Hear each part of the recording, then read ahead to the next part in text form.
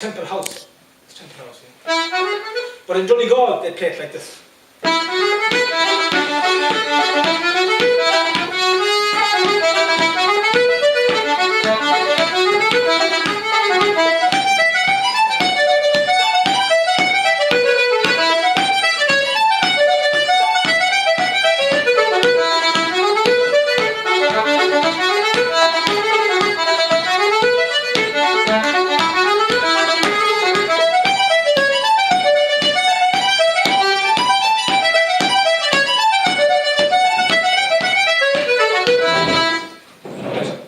Try to remember that in Sligo.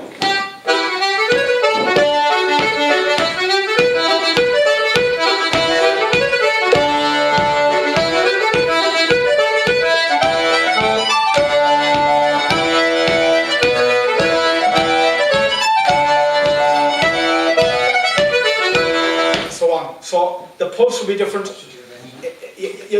You mightn't hear a massive difference, but certain things will be, in Donegal music, the melody is played very straight. No ornamentations, no rolls and cuts. These are things like a roll will be.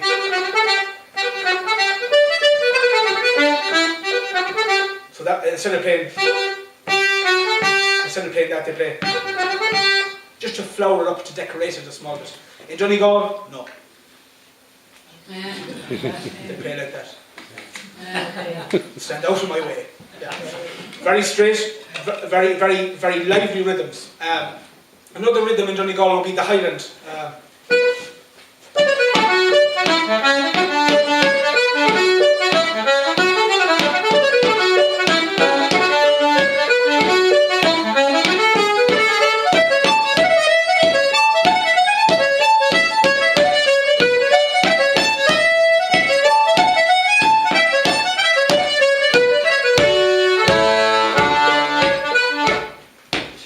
Called the Highland, or the Highland Fling, or the Flings from Scotland. Yeah, so you can hear very Scottish influence,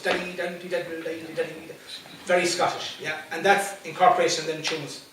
The Donegals might play them a bit straighter than that, but I emphasise the rhythm just a small bit, so to give you an idea. As they come south, the music kind of levels out a small bit. I try to. That's the way I describe it. It's kind of, it gets smoother, somewhat. In Sligo. Again, very famous for the music in the 20s. In particular, when I think of the 20s, I think of barn dances. And barn dances would be tunes, hornpipe type kind of tunes that would have emigrated to America. And because of the environment there at the time, so you could imagine in one apartment block you'd have Irish, and about 3 blocks away you'd have Jewish.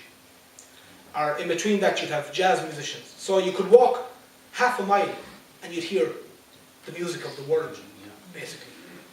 And that had to, and did, take its role on influencing, in particular, Irish music.